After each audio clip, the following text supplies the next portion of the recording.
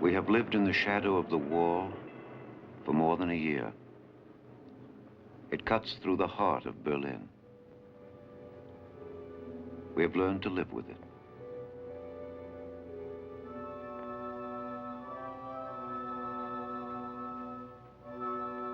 We refuse to think that it will always be this way.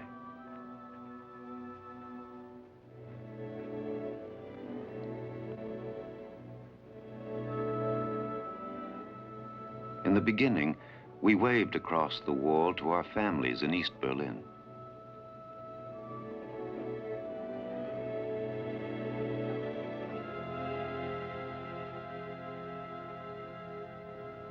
It didn't matter who watched us. But later, the communist policemen came and stopped our families from waving.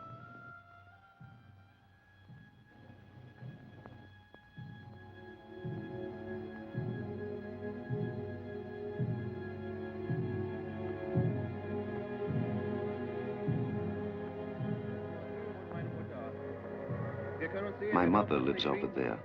They'll move her away if she dares to wave. It's forbidden.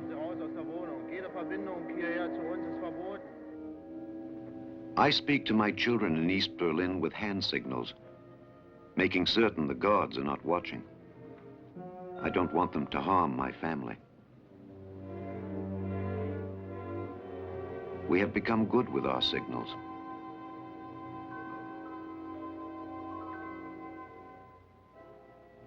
At dusk, the communists have a hard time tracking us down, but we take chances, especially on nights when an escape is planned.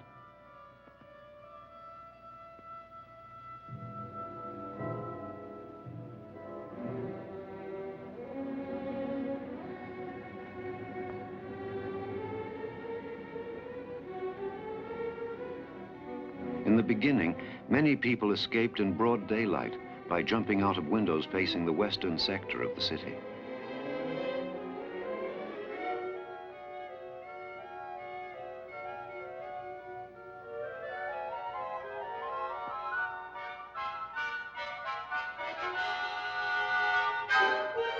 Our firemen were there to help.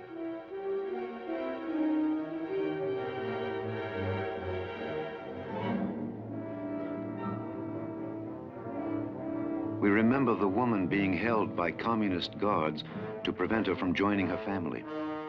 They even threw tear gas at those who were below, ready to catch her.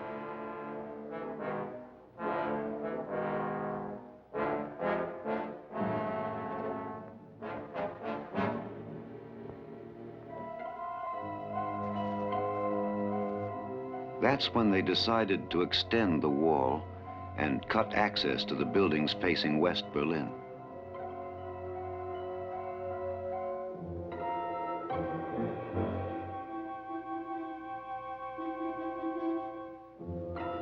They sealed every window.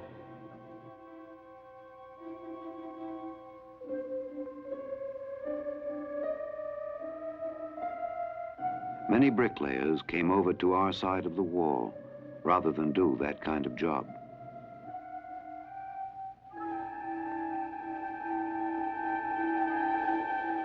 They strung barbed wire on the roofs to close off another way of escape.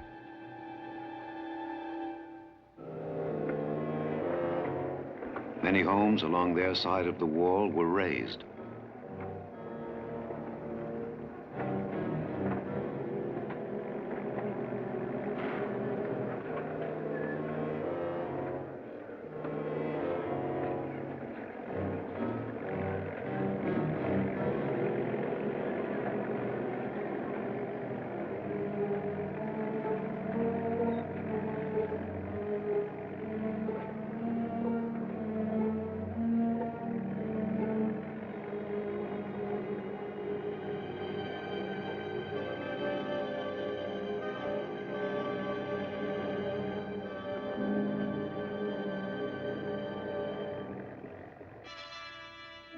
They blinded us with reflecting mirrors. They threw tear gas. They tried everything to keep us away. We threw the tear gas grenades back at them.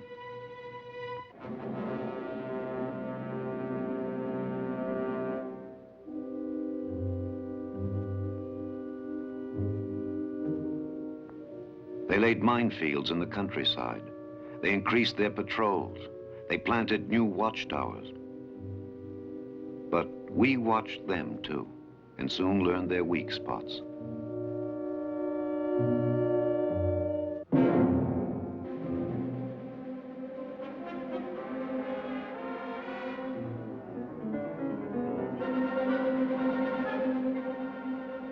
Entire families escaped, women and babies. We were waiting for them.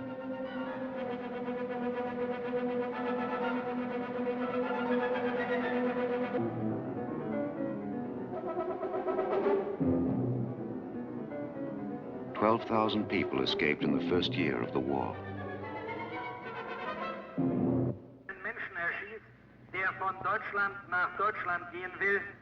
Our loudspeakers told the communist guards that to shoot a refugee was murder, that they would be held accountable, that they could not claim orders from higher up. Murder is always murder.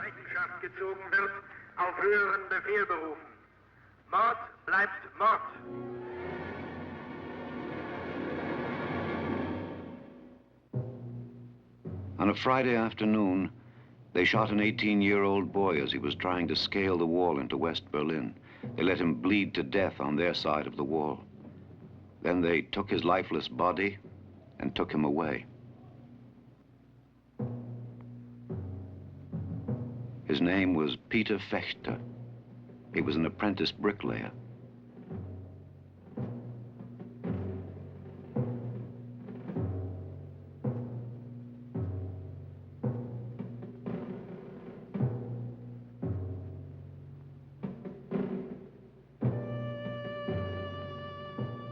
We mourned him on our side of the wall, a few yards from where he fell. Peter Fechter was one of 50 people who died trying to escape during the first year of the war. We mourn them all. We honor their names. They will be remembered as long as we live.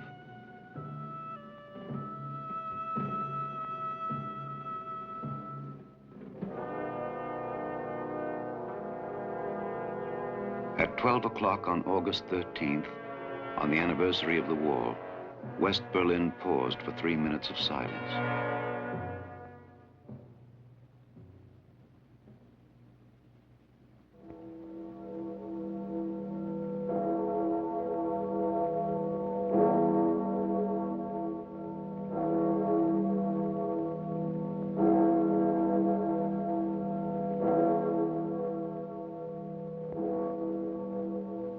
We still wave to our families in East Berlin, and they still dare to wave back.